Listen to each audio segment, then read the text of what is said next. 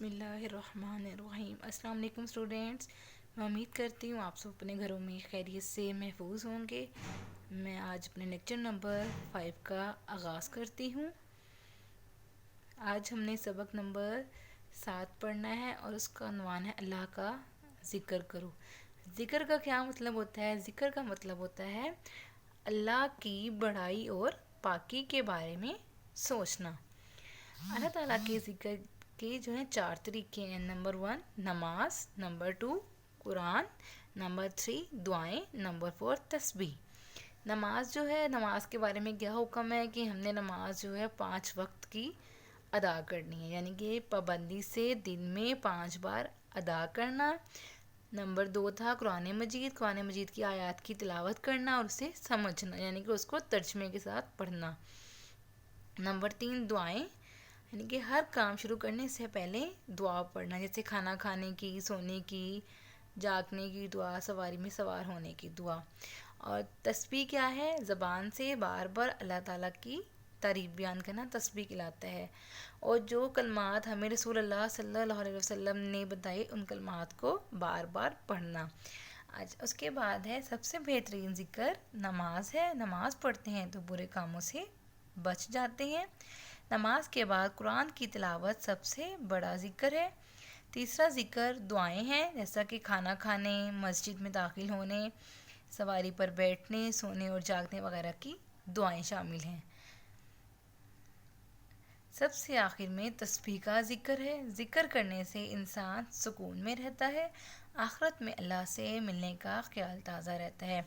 Class پر آپ page number آج 12 اور 13 پڑھیں گے، جو کہ ہے اللہ کا ذکر کرو۔ اب میں آپ کو اس کی ریڈنگ کر کے سناتی ہوں۔ کامیاب ہوا جس نے اپنے آپ کو پاک کیا اور اپنے رب کا نام یاد کیا پھر نماز پڑھی۔ یہ سورۃ العلیٰ کی آیت نمبر 14 اور 15 ہے۔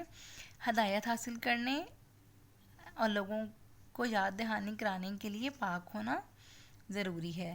پاکی حاصل کرنے اور اس میں مزید آگے بڑھنے کے لیے روزانہ اللہ کا ذکر کرنا بہت اہم ہے۔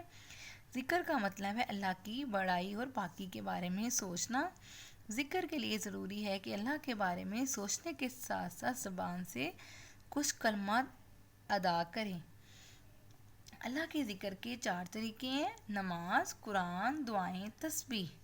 نماز پابندی سے دن میں 5 بار ادا کرنا، قرآن مجید کی آیات کی تلاوت کرنا اور اسے سمجھنا، دعائیں کھانا کھانے، مسجد میں داخل ہونے، سواری پر بیٹھنے، سونے اور جاگنے وغیرہ کی دعائیں۔ آئی ہوپ کہ آپ کو یہ دعائیں آتی ہوں گی اور آپ اپنے گھر میں مطلب کھانا کھانے سے پہلے، مسجد میں داخل ہونے سے پہلے یا سواری پر بیٹھنے سے پہلے ان کو پڑھتے بھی ہوں گے۔ تسبیح، رسول اللہ صلی اللہ علیہ وسلم کے بتائے ہوئے کلمات کو بار بار پڑھنا، ان کلمات میں اللہ کی تعریف ہوتی ہے۔ سب سے بہترین ذکر نماز میں ہوتا ہے۔ جب ہم نماز پڑھتے ہیں تو ہمارا دل ایسا ہو جاتا ہے کہ ہم برے کاموں سے بچے رہتے ہیں۔ نماز میں باقی ذکر بھی موجود ہیں۔ کھڑے ہو کر جیسا کہ قرآن پڑھا جاتا ہے، قرآن پاک کی جو صورتیں ہیں چھوٹی چھوٹی ان کو پڑھتے ہیں نا ہم لوگ۔ رکوع سجدوں میں تسبیحات پڑھتے ہیں۔ رکوع میں کون سی تسبیحات پڑھی جاتی ہے؟ میں نے آپ کو بتائی تھی، سبحان ربی العظیم، اس کو ہم 3 بار، 5 بار یا 7 بار پڑھتے ہیں۔ اسی طرح سجدوں میں ہم کیا پڑھتے ہیں؟ سبحان ربی الاعلیٰ، اس کو بھی 3 بار، 5 بار یا 7 بار پڑھ سکتے ہیں اور نماز دعا مانگ کر ختم کرتے ہیں۔ نماز کے بعد قرآن کی تلاوت سب سے بڑا ذکر ہے۔ قرآن کو پڑھنے کے ساتھ ساتھ اس کے ترجمے کو سمجھنا بہت ضروری ہے۔ ہر گھر میں ترجمے والا قرآن ہونا اچھی بات ہے۔ تیسرا ذکر دعائیں ہیں۔ رسول اللہ صلی اللہ علیہ وسلم نے مختلف کاموں کو شروع کرنے اور ختم کرنے کی دعائیں سکھائی ہیں، ان کو یاد کرنا چاہیے اور کام کے وقت پڑھنا چاہیے۔ سب سے آخر میں تسبیح کا ذکر ہے۔ تسبیح کے لیے کوئی جگہ یا وقت مقرر نہیں، دن میں کسی بھی وقت اور کسی بھی پاک جگہ پر اللہ کی تعریف بیان کی جا سکتی ہے اور اس کا نام لیا جا سکتا ہے۔ ذکر کرنے کے فوائد اب ہم آگے بڑھتے ہیں۔ ذکر کرنے سے دکھ اور سکھ، پریشانی اور آسانی، بیماری اور تندرستی میں انسان سکون سے رہتا ہے۔